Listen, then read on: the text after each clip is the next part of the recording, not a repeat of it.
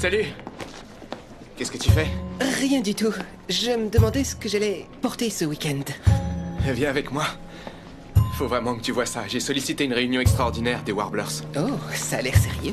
Pas tant que ça. Je veux leur demander une toute petite faveur. Cette réunion est organisée à la demande de notre camarade Blaine Anderson. Tu as la parole. Très estimé conseil, je serai bref. Tout simplement... Je suis amoureux. Félicitations. Je ne suis pas très à l'aise pour parler de mes sentiments. Je préfère les exprimer en chantant. Mais j'ai besoin de vous.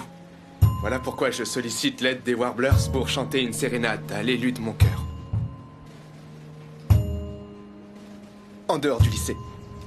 Ça se fait pas. C'est pas dans l'esprit des Warblers. Non.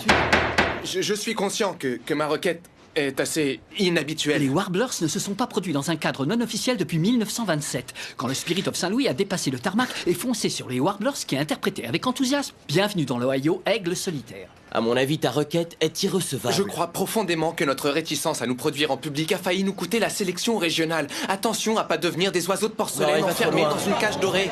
Je trouve que c'est de la provocation. Messieurs, ça suffit. Un peu de silence. Puis-je parler, s'il vous plaît? Sauf votre respect, la remarque de Blaine est pertinente. Les Warblers se soucient tellement de leur image et des traditions que j'ai souvent l'impression qu'on ne prend pas de risques et qu'on laisse passer des occasions par crainte d'affronter l'inconnu. Avec les New Directions, on se produisait devant n'importe quel public, rarement acquis à notre cause, dans des magasins de literie ou des centres commerciaux. Dans une maison de retraite, on m'a même lancé un chat à la figure. Mais j'avoue que ça nous a donné confiance en nous. Ça nous a libérés. Blaine, où et quand as-tu prévu ta sérénade? Demain, au centre commercial. Nom de l'opération, les Warblers passent à l'attaque. Pourquoi là-bas? L'élu de mon cœur travaille dans une boutique. Que ceux qui sont d'accord lèvent la main. J'étais complètement désespérée. Attends un peu, est-ce que vos sorties les qualifiaient de rendez-vous? Pas en termes aussi précis. Il t'a fait des avances? Non, mais on chante toujours les duos ensemble et il me sourit constamment. Oh, c'est pas vrai, je me suis fait un film, c'est évident. Bah oui, Rassure-toi, on est tous passés par là.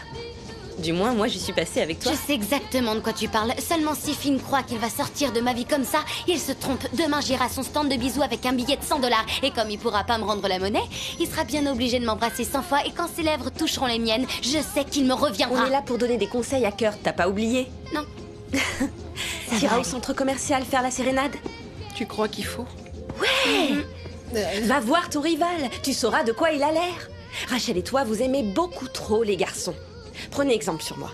J'ai pas d'amoureux pour fêter la Saint-Valentin et j'en fais pas un drame. Tous les trois, on est des divas. Regardez nos idoles. Whitney, Barbara, Patti LuPone.